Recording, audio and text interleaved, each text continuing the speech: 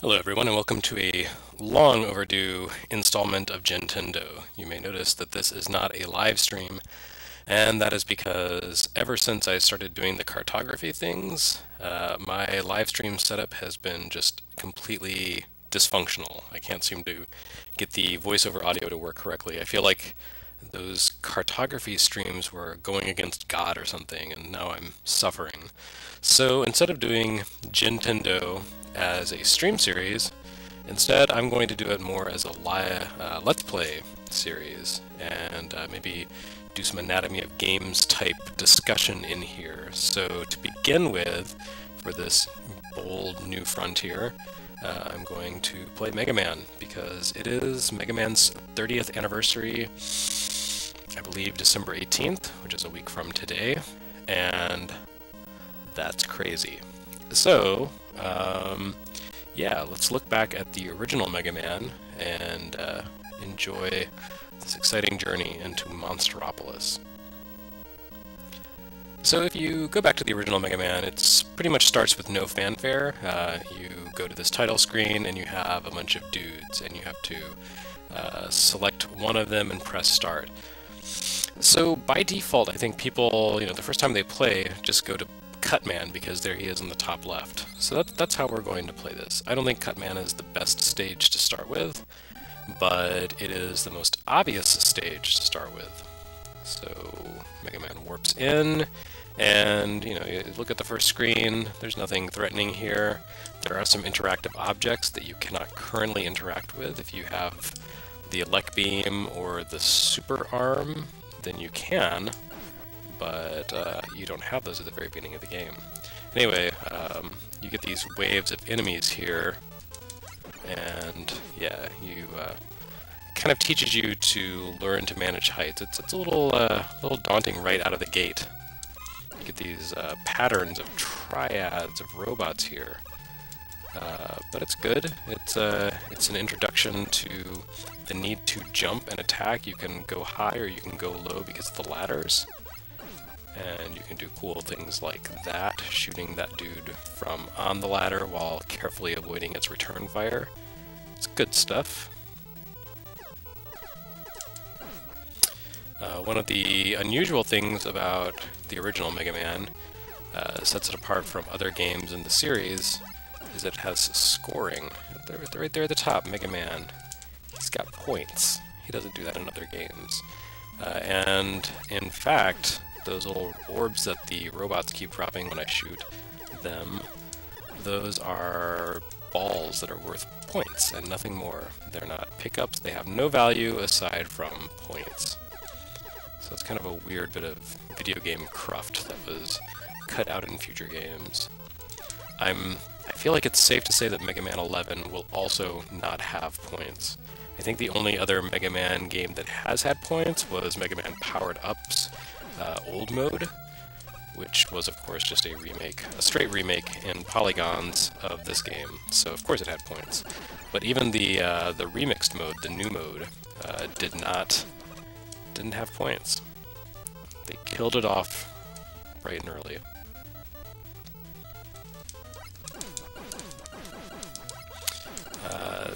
They're taxing the game system a little bit here. There were 4 things moving around in addition to Mega Man, and that was a little too much. Each of those little guys, I believe, was one sprite. A sprite on the NES is 8 pixels by 8 pixels, and it looks like those guys, actually they might be a little more than 8 pixels. No, I think they're 8 by 8.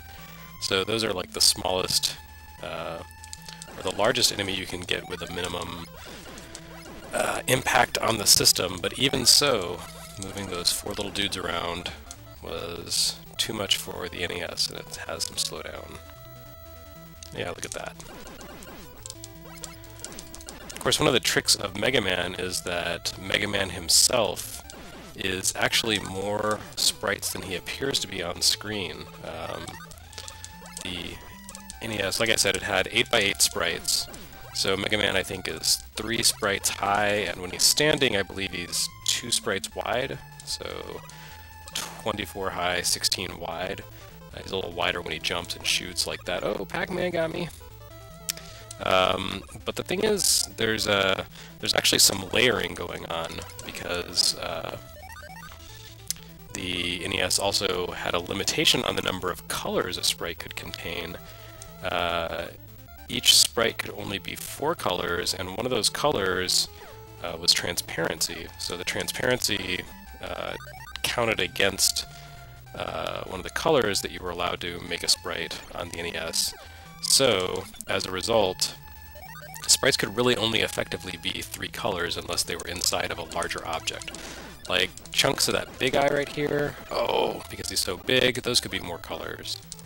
You didn't have to worry about transparency in like the center of its head or something.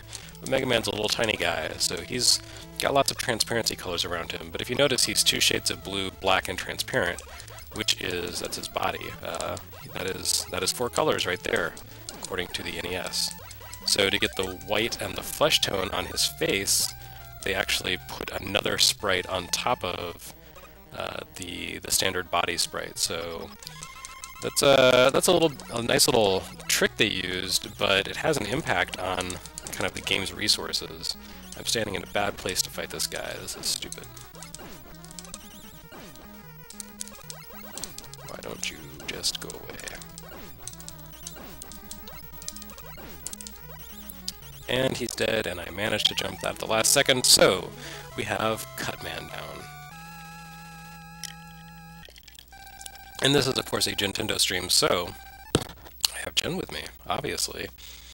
I have declared Bombay Sapphire the official Jen of Mega Man because he is the blue bomber, Sapphire is blue, so Bombay Sapphire, blue bomber. It's kind of like a backwards joke, almost. Also, it's pretty good Jen, so there's that. Okay, so you have the ability to pick any stage you want to begin with, and that's great and all, but I always like to start with Gutsman for a couple of reasons. One is that he actually is better to beat before you fight Cutman.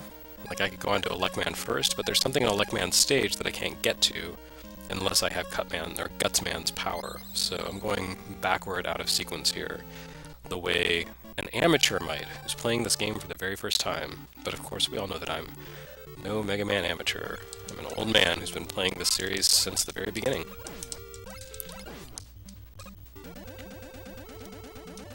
Oh, I can't hear the sound effects because I have my audio muted so that it's not creating feedback on the recording. So that kind of sucks. I kind of need the audio to stay on top of these guys. Alright, I got through. Made it through the pain.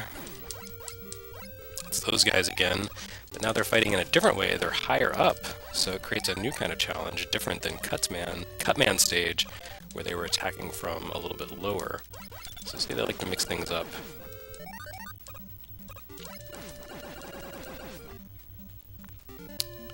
Another thing that they like to do with this game, according to lead designer Akira Kitamura, is put you against multiple enemies of the same type.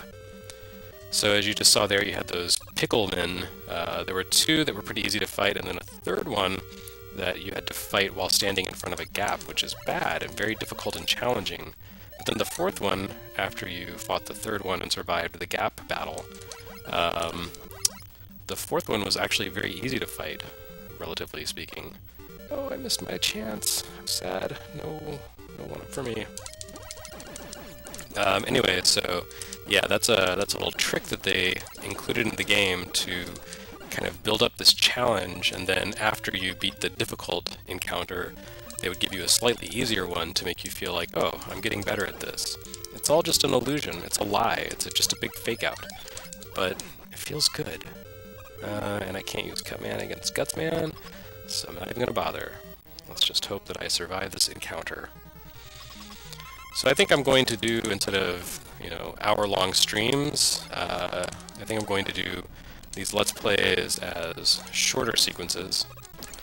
Maybe I will fight the 6 bosses, and then my next video will be, the battle in Dr. Wily's stage. Oh, that's bad. Oh, no, don't! Gutsman, you bastard. There you go. That's right.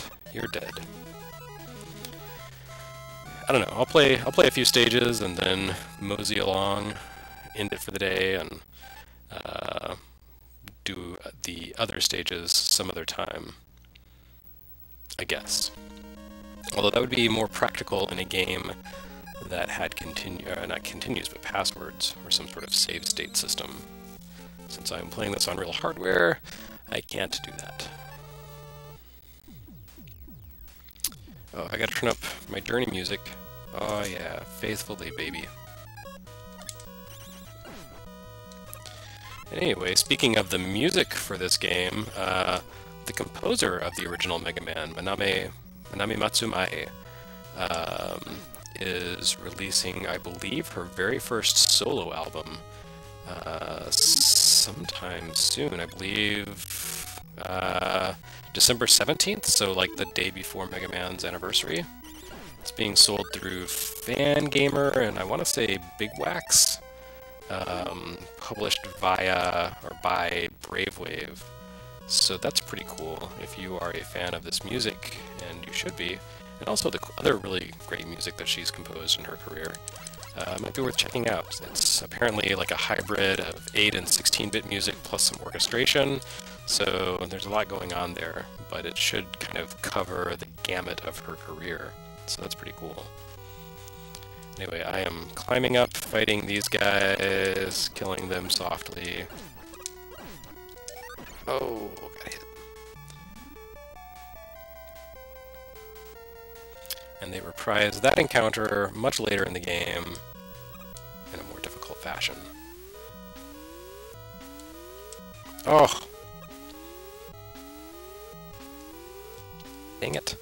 I hate the way these vanishing blocks displace you. But anyway, I'm past. Vanishing blocks are definitely the thing I like least about the Mega Man games.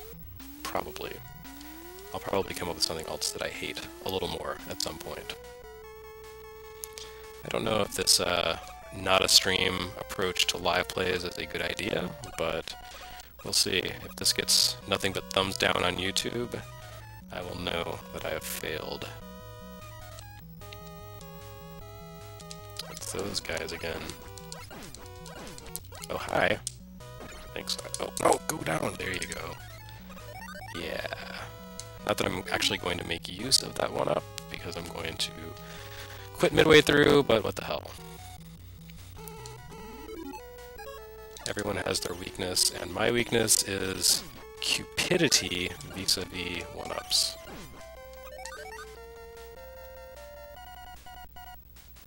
It is a personal failing. These guys again. Oh, I'm really messing that up. Okay. The important thing is that I survive until this screen. That's right. Give me that sweet, sweet magnet beam.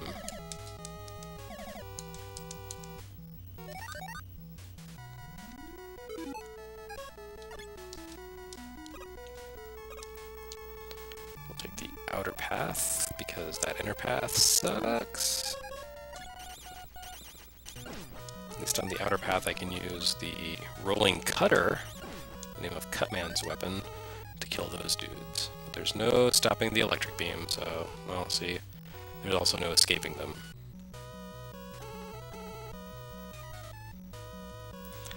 And then there's the part where that guy is going to jump into me and hit me.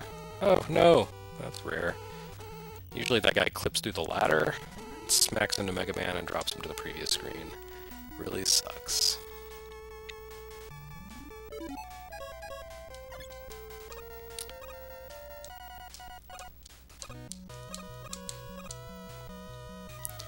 Alright, and we are on.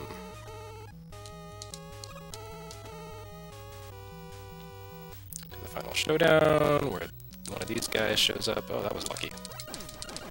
Yeah, forget that. So yeah, one of the things I haven't mentioned is that, obviously, when you acquire a new weapon by either finding the magnet beam or picking up a weapon. Then it goes to the subscreen, not finding a new weapon, but killing a boss. It goes to the subscreen, you can choose it, use it in combat. It is a special augmentation to make Mega Man cooler. And he is so cool that he can beat Elecman in like 3 shots. Which is good, because Elecman is very, very overpowered and has the ability to destroy Mega Man in like 2 shots.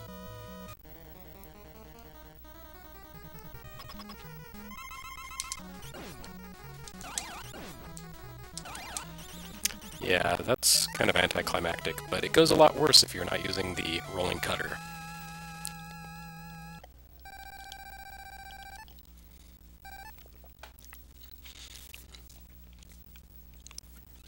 Gin is my reward.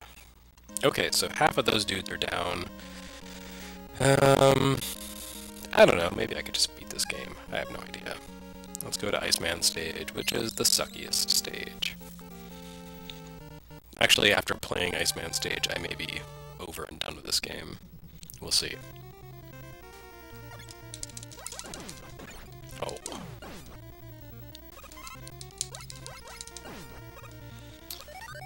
So these guys, they are called Crazy Razies, because clearly someone put a lot of thought into naming their video game enemies, and they break into 2 parts. If you shoot their bodies, it's bad, their heads fly around, but if you shoot their heads, it's good, because their whole body dies. And these are flying penguins, which are much too cute to kill, but here we are in the worst timeline, fighting cute penguins without remorse. I don't know, I feel some remorse.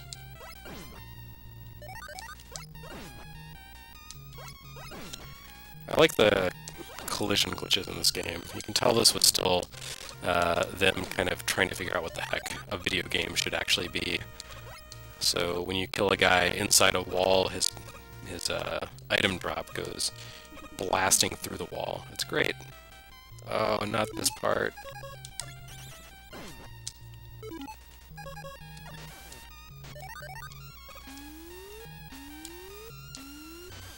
I guess I should actually pay attention to what I'm doing. Oh well. Oh. I was not paying attention.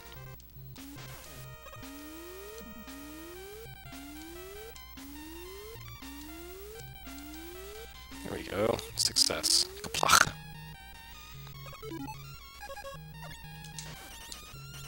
Oh, that was lame. Oh, that was even worse. God dang it, Mega Man. Get your act together.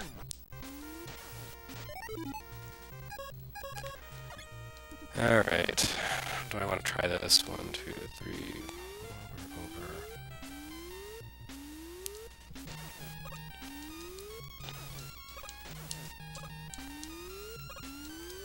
That did not work very well. So I'm going to use the magnet beam to cheat like a mofo. As one does when playing Mega Man. There we go. The magnet beam is not a weapon, it is a platform. It creates tiny little platforms for you, which is very good when you get to this part and you have to travel across an endless gap on these stupid platforms that actually shoot at you. And it's very easy to glitch through those guys, which makes it the worst part of this game.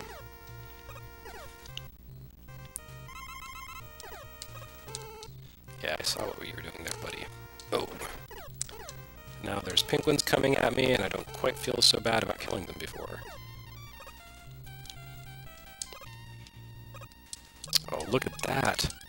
Perfect arc to my jump. I got me a 1-up. I'm hoarding those things now. It's horde mode. I don't actually need to recharge my magnet beam, but I'm going to do it anyway. Just because when you play Mega Man, you're kind of become anal retentive. Go, go, go! I'm getting really lucky with these guys. You know, they have these unpredictable jumps where they go either high or low. They've been going high for me, which allows me to jump, run underneath them. But it's always a crapshoot. You never know which it's going to do. I think there is a way to figure it out. Like, there's a way to tell. There's some kind of giveaway, but I can never remember what it is. And I might just be making that up. I don't know. Anyway, Iceman, weak to a luck man. So let's destroy him.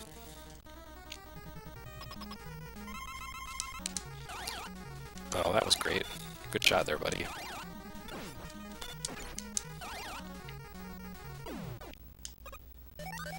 Alright, that's another Robot Master down.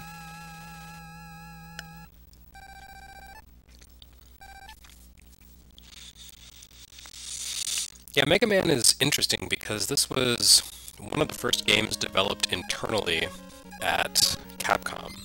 They had developed a few before this. Let's see, Trojan, not 1942, Commando, Section Z, a few others, but this was the first game, according to Keiji Inafune, who was the character artist on it. This was the first game developed by their newly established internal division created specifically for designing home games. Capcom started out as an arcade company, designing and manufacturing arcade games, and that was where their specialization lay. But I think, after a couple of years, it became obvious that there was a lot of money to be made on Nintendo's Famicom, the NES. So they started out having their home conversions of their arcade hits developed externally by a crappy company called Micronix. And after a couple of those came out, they were like, you know what, this is not a good representation of our work. So they started making their games internally, but it was the arcade division doing it. And that was, cool because it meant the people who actually made the arcade games were able to do the home conversions. So like I keep saying 1942, Commando was actually designed for, converted to NES by Tokuro Fujiwara, the guy who created the arcade game, designed the arcade game. And he added some new elements to it, he and his team, that, expanded the life of the game, added some secrets, new things to find. So you saw some improvements, but it was, about a year later that they finally just said, let's just have a division that designs home games. And so that was where Mega Man came from. It was their first trial product. It was created specifically for the NES, the Famicom. It came out pretty much at the same time in the US and Japan, which was very unusual back then. I can't find a specific, an exact US release date because they didn't really track those back then. But both regions got the game in December 1987, so that's cool. We were right there on top of it. Of course, we got terrible box art, and that made everyone who saw Mega Man think, I would never want to play this. So it sold horribly. But they persevered, and we got Mega Man 2, and that's great. We also got a whole lot of other Mega Mans. Alright, so Fireman, kind of unfair. He has this ability to blast you with fire that's easy to dodge, but then it causes a little thing of flame to stick around on the floor underneath you. Like, it's super cheap. Like, there's no way to avoid that. Which is okay here, because, you can overpower him, but in the final boss gauntlet, it really sucks, because he saps your health. He is a jerk, and I don't like him. So what was I saying about Mega Man's history? I don't remember. Anyway, yeah, this was Capcom. Their first, I believe, home conversion. There might have been another one, not home conversion, but original home creation. There was a Mahjong game that they licensed. They had like a license for the top Mahjong player, and I can't remember his name, Ishida or something like that. That might have come out before Mega Man, I can't remember, but this is the first one that counts. Because no one remembers that Mahjong game. Except, composer Manami Matsumae, who worked on that game before Mega Man, but whatever. That's inside baseball. Don't fall, Mega Man!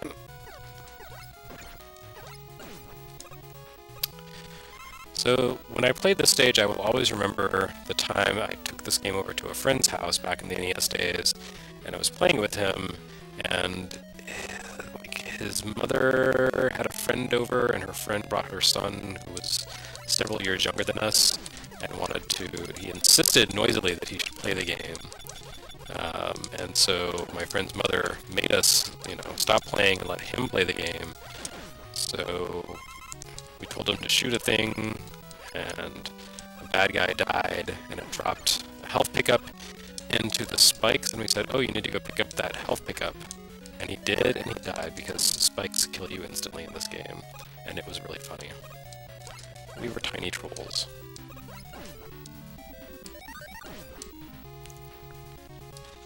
I feel like I've probably told all these anecdotes before on live streams, but never on this video, so you're experiencing it for the first time all over again. Yeah, if I were to jump into those spikes, I would die. That would be stupid. I won't do that. Yeah, you can, I'm not a perfect, awesome games done quick kind of player. Oh, see what I mean? I'm not awesome. I guess that was my penance for tricking that kid. Anyway, I was saying, you can tell I've played this game before because I know where things pop in and out. But it was really stupid for me to get cocky and jump into that guy and die in the spikes. There we go.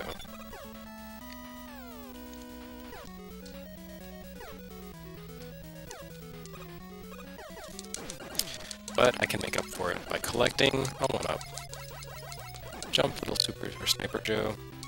Sniper Joe, not to be mistaken for Super Joe. It's another character altogether. Oh, this is the level that doesn't have a big eye. It has Sniper Joe, who has a little eye.